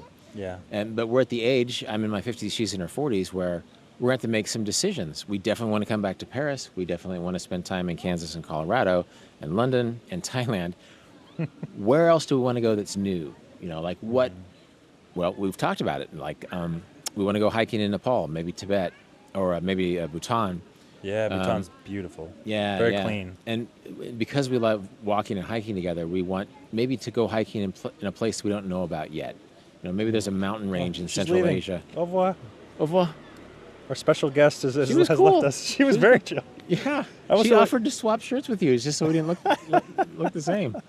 That would have been your viral moment. She was very, almost like a prop, just kind of stood still, and it made me feel like we're really in France. It's like a French person in our video, And I was worried we were going to be making her nervous. She was reading a book. She was just old school Paris, sitting on a bench reading a book. Yeah. What a cool lady. I want to be that cool when I'm her age. Yeah. She has 2 or 3 hours to kill in a park in the afternoon. With a paper book, listening to a couple of dudes from the U.S. talk on a podcast. That's time wealth right there. See you later. Au revoir, madame. She doesn't even care. Au revoir. That's another thing, too. People in Paris have been very sweet to me. I don't know where that stereotypes come from, but I don't know. What were we talking about? What were we talking? We've been talking about a little bit of everything. We were talking about the metaphor, the mistress metaphor. We were talking about places to see before you die. Oh, yeah. And the literalization of that with my wife and I, who are in middle age, and just that we love to travel together, but we love it being at home together. And so making those tough decisions. We talk about constraints make your creative life better. And so, like, if we decide, well, maybe we'll go to Madagascar, but we'll never see Malawi. Well, then we've made that decision, and we're going to commit ourselves to it, and that will be an experiential, creative part of our lives too. Yeah. So it's interesting to think about. Like, I'm obviously not a country counter. I've been to a lot of countries, but competing with how many countries I've been to is not something I'm interested in. It is kind of a competition, isn't it? It's a bit of a. I almost feel like travel, especially people that travel like you, if they've read Vagabonding, which if you haven't, you should definitely go check it out. It's kind of like a spiritual journey, right? It's like kind of like finding yourself and finding your true interests and finding, your true love in your example. And there's a whole industry around it now, and I'm part of the industry, that it become that like glossy, shiny, immovable object that you describe in Vagabonding. And even in like vagabonding circles, it's become a bit of a competition. It's like, oh, you don't carry a backpack, you have like a small carry-on roller. Like you're not really seeing the place if you have a roller. No, that existed before the digital era. I called it one-downsmanship. And I think I played that game, and then I realized that it was silly, and then I stopped. Yeah, backpackers in the nascent digital age were complete knuckleheads when it came to one-downsmanship. And sort of bragging about how little money they'd spent. In fact, I addressed still that. A thing. I addressed that in Vagabonding because I say, look, don't brag about negotiating your rickshaw driver down to 60 cents to a bar, taking you to a bar where you'll blow $6 on beer. I think that's a paraphrase of what I wrote in Vagabonding. And so I think that there one downsmanship it predates the digital age, and it sounds like it still exists. And yeah, so I think that there's that competition that exists among travelers that can be sort of fun, but ultimately not very productive, and ultimately sort of narcissistic. Yes. That at the end of the day, you're trying to be the flashiest fish in somebody else's ocean, you know? And so, sure, and actually, this shows you how much of a nerd of travel I've been, is that an anthropologist around the time vagabonding came out, she studied backpackers, and she found out that the two things that they lied about the most was the amount of money they spent. They always claimed to spend less money than they actually had spent, and the amount of time they spent with locals. This anthropologist scientifically determined that those are the things that travelers had lied about, backpackers in particular. And so that she's like, what are your values? It's like, well, I spend very little money. And then she says, well, show me your budget. What have you spent your money on? And it's like, really? You spent that little money in this place? Which hotel did you stay at? Oh, yeah, no, okay, yeah, that was not a $2 hotel, it was a $10 hotel. And so then she determined that a status in backpacker culture was getting a long way on a little amount of money. And so people would lie for status about that. Status also says, oh, I spent a lot of time with locals. She found out that most of them were spending time with people in the service economy. It's like, yeah, your scuba instructor probably isn't really that local. Your bartender, your taxi driver, the person who works at your hostel probably isn't as local as you like to think you've been. And so, yeah, so that competition doesn't actually, sure, it makes you a better traveler. Yeah, if you go a long way with little luggage, and I mean, I went around the world with no luggage once, and that was a stunt. Yeah. How did you? And we can talk about that. Yeah, but sure. But to finish this point, at the end of the day, that's just a competition among the other travelers. Like I say in vagabonding, that the traveler-tourist dichotomy is just people showing off to each other in the bar. You know, that at the end of the day, a local person will they don't care. They don't see us as tourists or travelers. We're all tourists. You know, Yeah. we're here. We're visitors. We're guests in a foreign place, and that's a pissing contest between people who don't belong to a place. So, That's true. yeah. Yeah, and it's just, I don't know, it's just kind of grotesque that you're traveling in this way and you're, on a round the world trip on a shoestring, and then you're still like comparing yourself. And I guess it's just a human thing because, I don't know. Well, yeah, you want a sense that you're excelling, and I think a lot of driven people travel. You know, they want more out of life, and so but they also want to be different, right? And so they don't just want to stay at the beige hotel. They want to, but then somehow they're still beholden to it, you know? I know. Well, they've just created a whole new culture around what are our values, and then who is excelling at those values. You know, it's really easy for me because I'm a YouTuber. We have view counts. It's really easy to see what is in the zeitgeist and what's working and what's not. So, yeah, I don't know. I met a girl. I was in Dominica. Have you been there in the Caribbean? Never. No. Yeah, I didn't have a great time there. But to be fair, I didn't really know what to expect. But I was kind of venting with this girl. I was like, yeah, I'm not really enjoying myself. Food is hard to get to. It's expensive. It's hard to get around, this and that.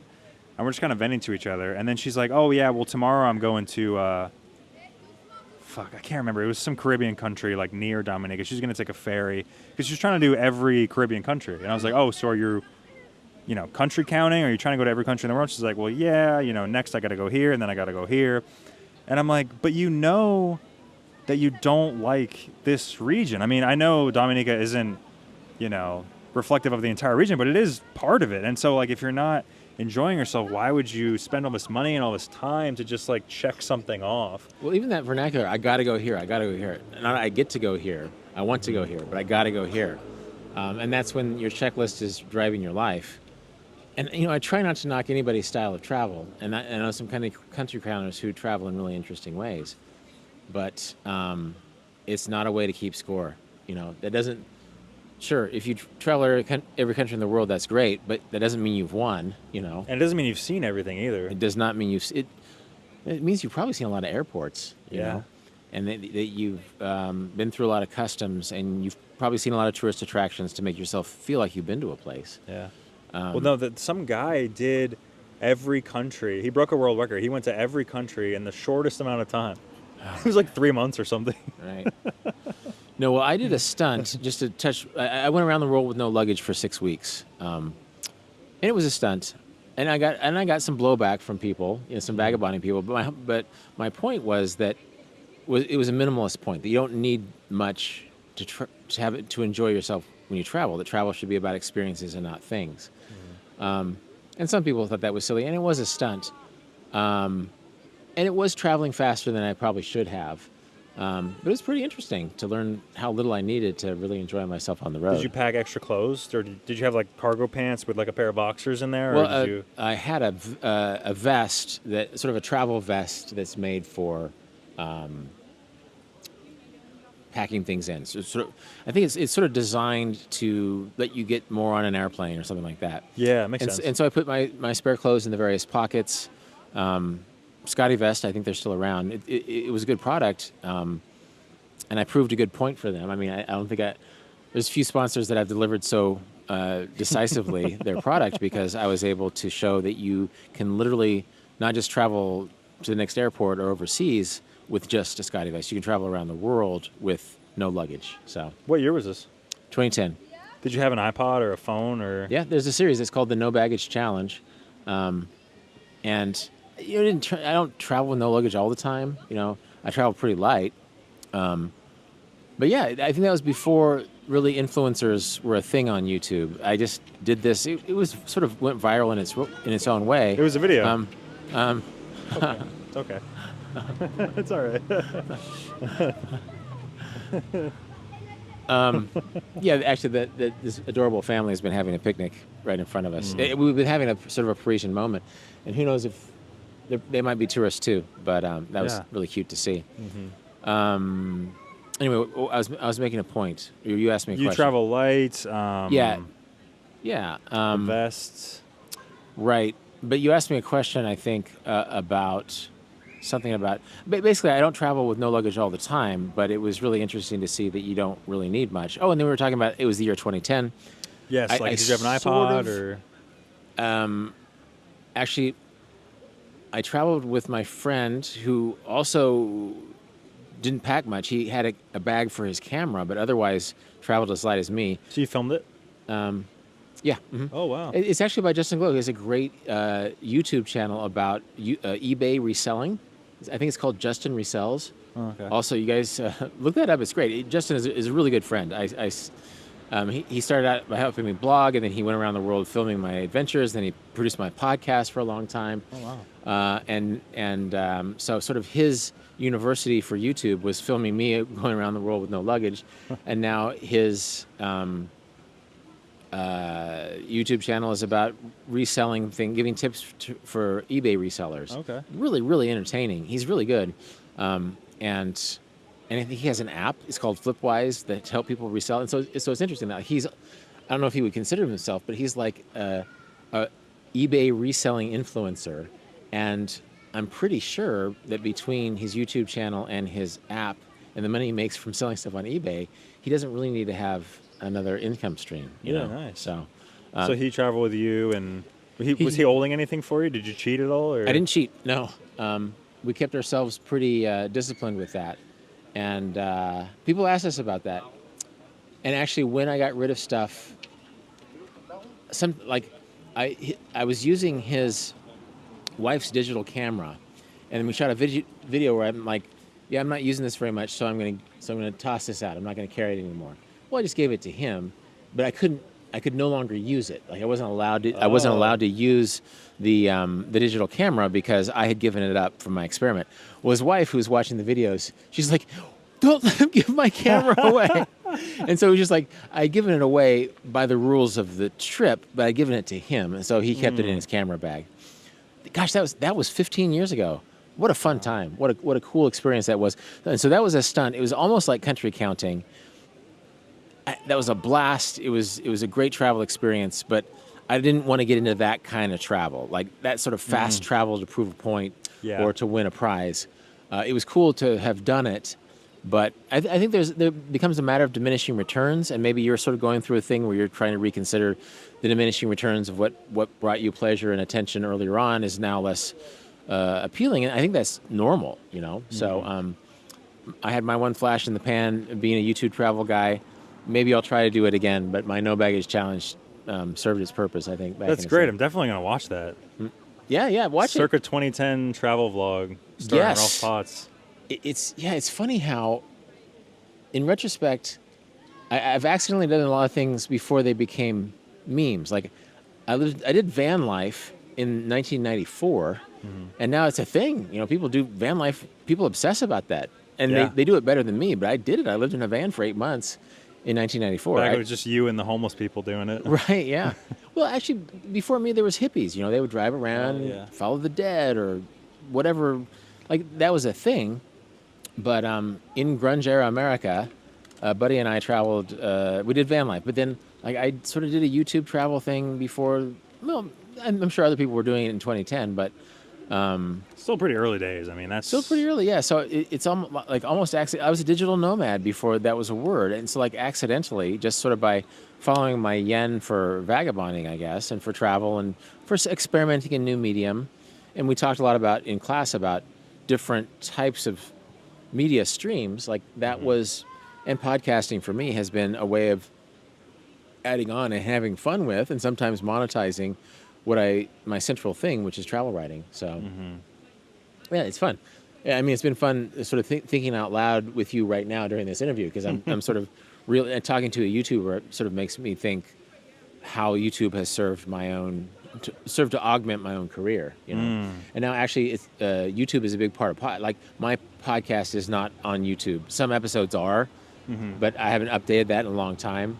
And so it's like, should I lean into my podcast and make it visual, or should I, I'm actually working on a new book, but should I mothball my podcast and do something else? Is AI going to introduce something else? Really? You were thinking about scrapping it? Not forever, but it's already, in COVID, it was once a week for a while. And then I met Kiki, and it's like, no, I'm going to spend time with this woman. I'm not going to do a podcast every week. Your priorities are right, my friend. I got right. And then I wrote The Vagabond's Way, and I realized I couldn't do it. And eventually I just scaled back to a monthly podcast, which was before a bi-weekly podcast. And then now Travel to Research the New Book has kept me at a monthly. But then like last night we did a live Zoom with Kim Krazan from the classroom over here. And we recorded it, and it was so good. And I've got to make that into a podcast episode. She's brilliant.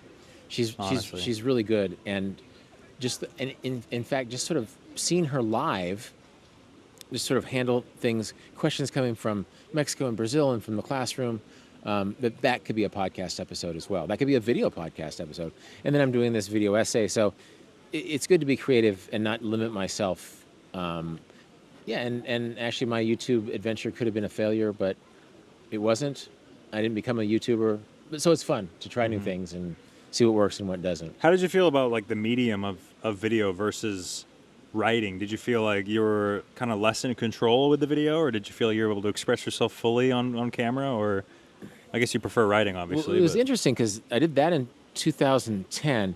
In 2008, I hosted a Thanksgiving special for the Travel Channel, which was such a weird footnote to my career. It was a little out of place. Yeah, it was like I had a TV agent for a while, and it's like, why did they cast me? I don't know. I joked that it was like the least watched show in the history of the Travel Channel, but that's just sort of my story behind the story. It was just like they showed it a couple of times, and that was it. You hosted it? Well, yeah, I traveled around America interviewing the descendants of the Mayflower Pilgrims about their disciplines, which were similar to the Mayflower Pilgrims. Yeah. So I went to South Carolina and interviewed a carpenter who was descended from somebody. I went to Fort Hood, I think, Texas, and interviewed a soldier who was descended from somebody on the Mayflower. It was a good idea, but the reason I bring it up now is that was really frustrating because I had a director and a film crew. I just was hosting somebody else's idea. And, I mean, I don't know how, let me see if I can do the short version of this. So like in 2007 when Anthony Bourdain was famous, they decided that, let's hire travel writers to host Travel Channel shows.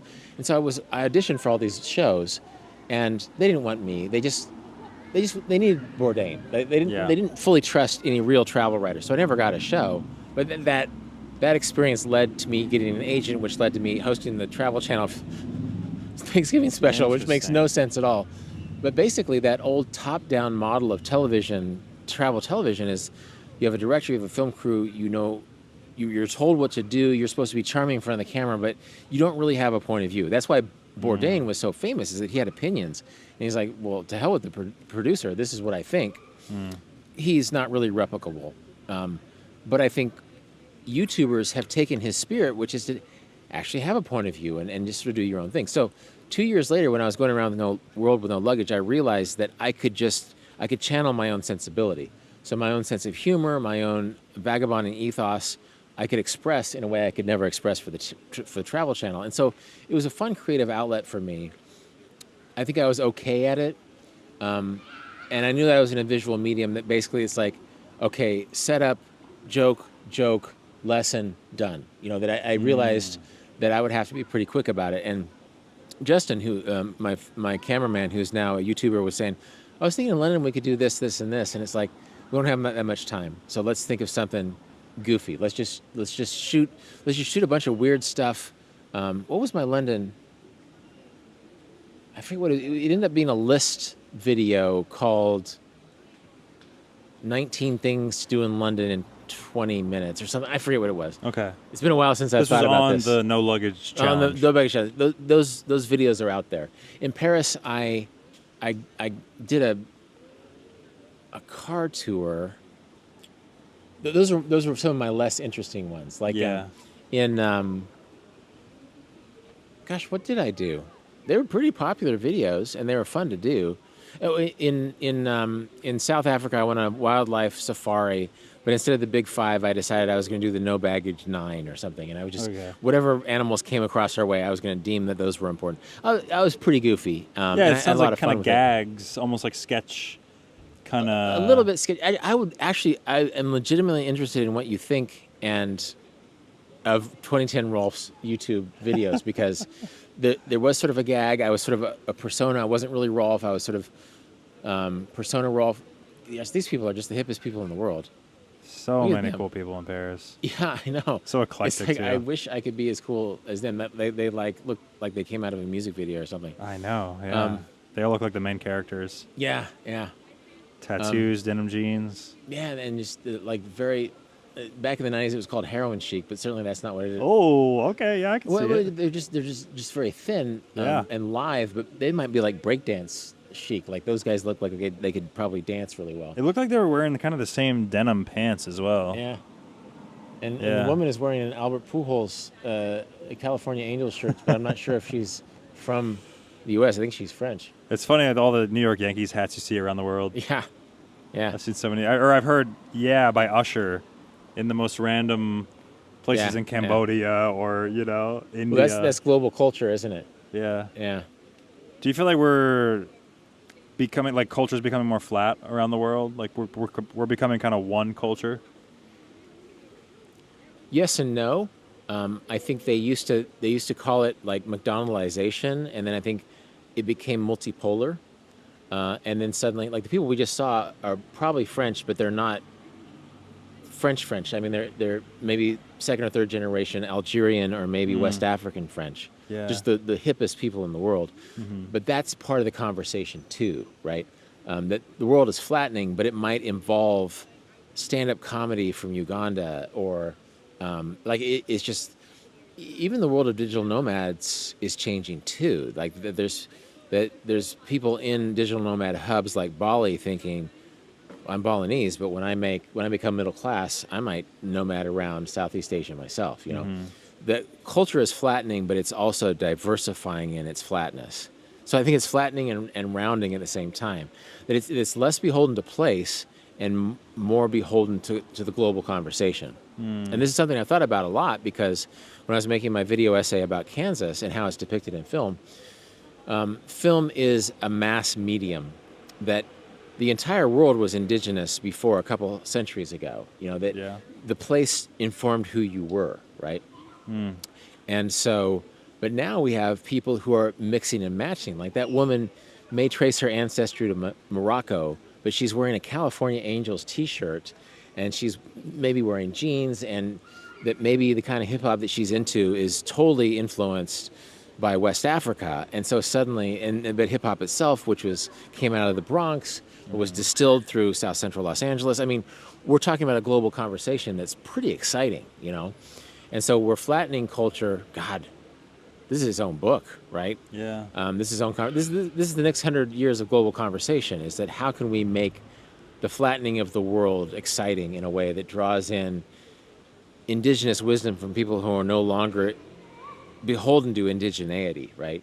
And so you might get, she may have been wearing some sort of fabric that came from her great-grandmother's community in Morocco, that now she's wearing in a fashion that was derived through Bronx hip-hop and Parisian, fashion, right?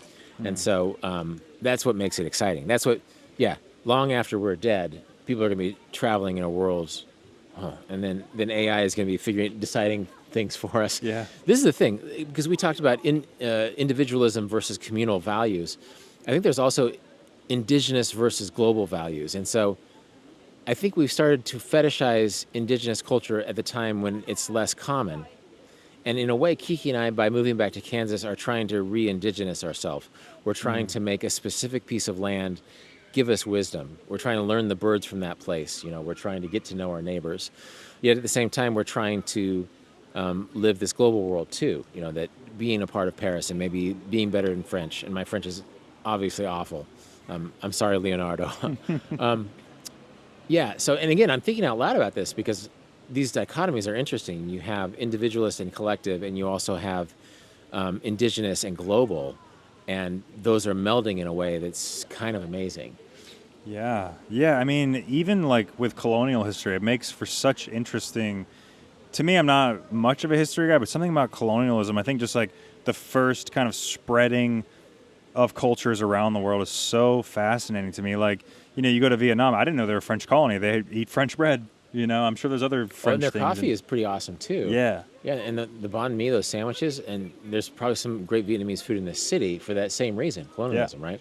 But we think of colonialism in sort of our Western imperialist white guilt mindset, when in fact a lot of languages spread through the South Seas thanks to a kind of linguistic imperialism, and certain cultures predominated and spread their language and their culture and their rituals.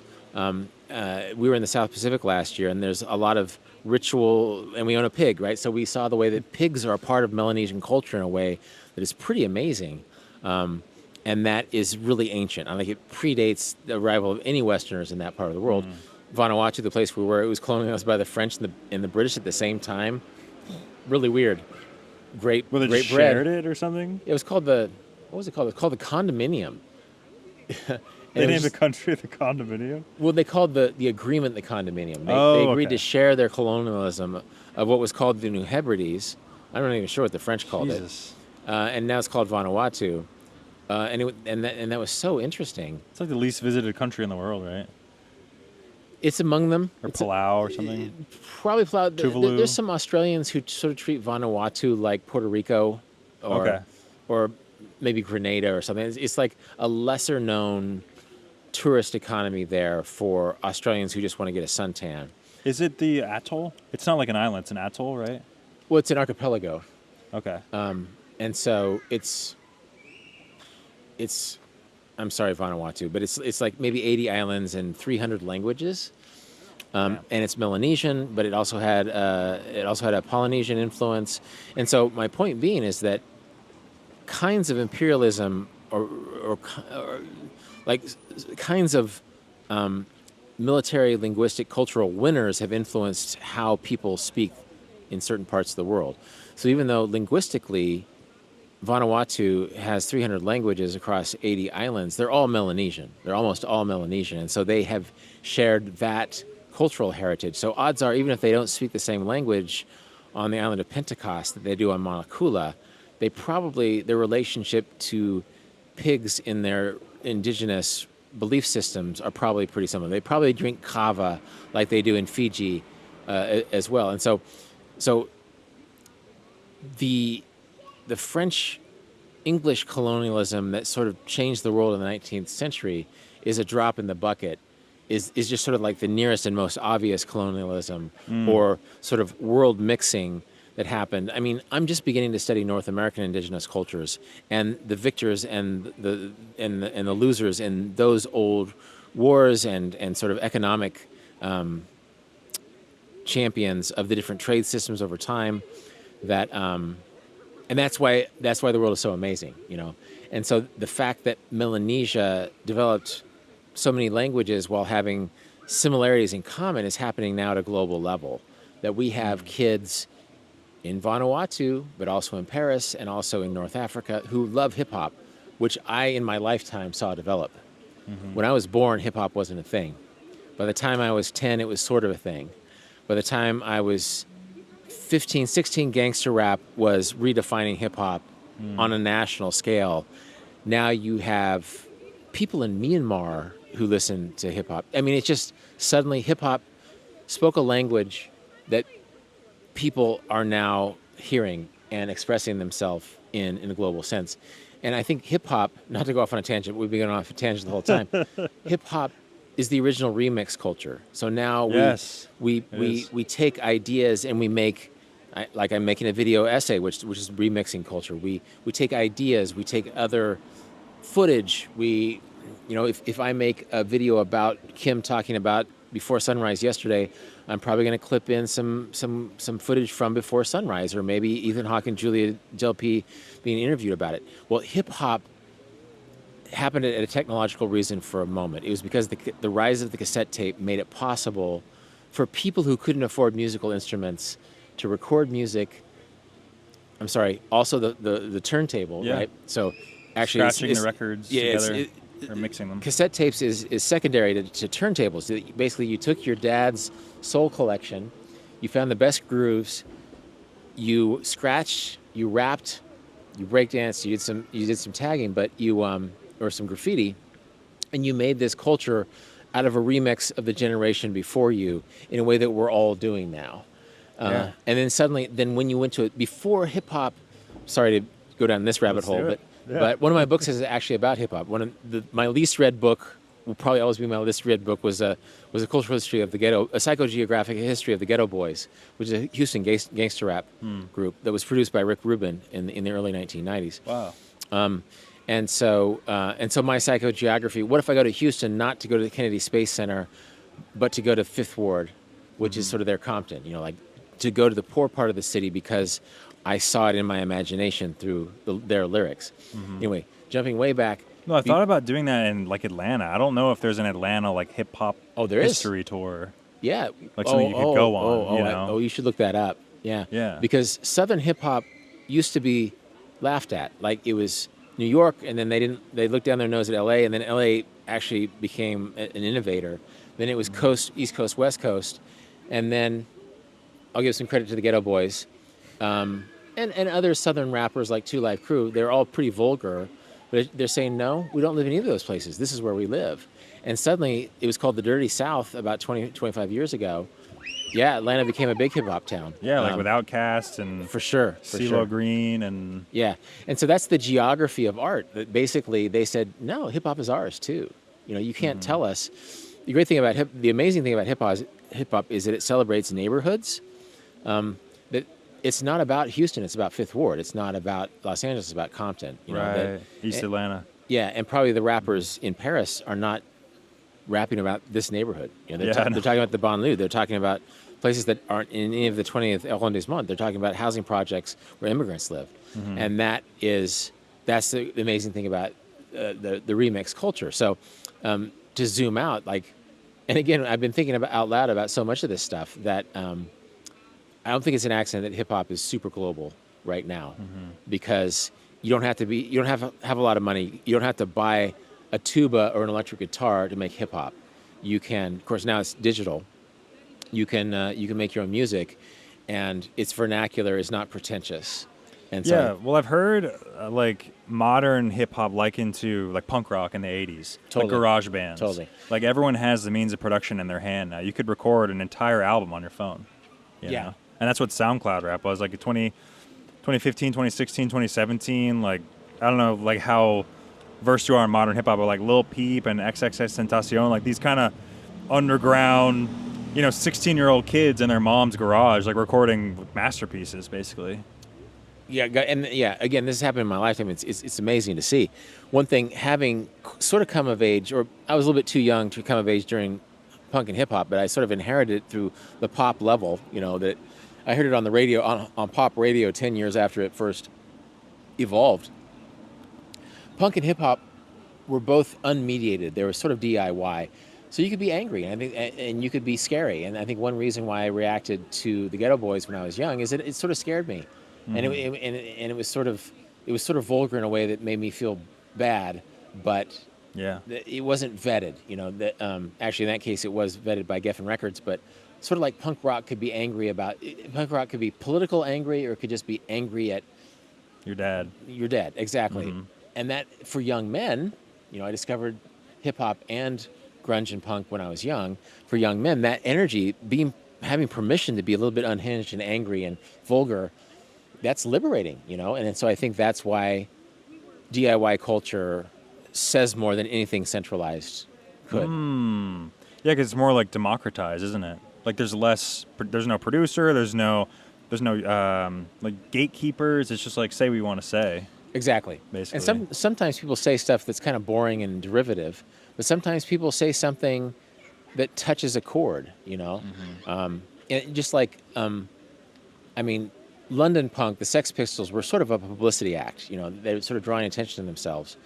But then the Clash that came after the Sex Pistols were very political, But then American hardcore was less political but more personal, and then eventually it became political. But it all found its voice by being true to itself. So CBGB's New York punk was its own thing, but then DC decided, well, we're not New York punk, we're DC punk. My heroes when I was young was Fugazi. It was like a Minor Threat. It wasn't New York punk, it was DC punk. And sort of as a Kansas guy, I can respect places that don't come from the obvious place. I love that the Ghetto Boys were representing Houston, even though I'm not from Houston. I like that they were different. They expressed their place in a different way. I loved that Fugazi was from Washington, D.C. They weren't from New York. They weren't L.A. punk, even though L.A. punk had some interesting music. The expression of place from a place that wasn't the central place appealed to me.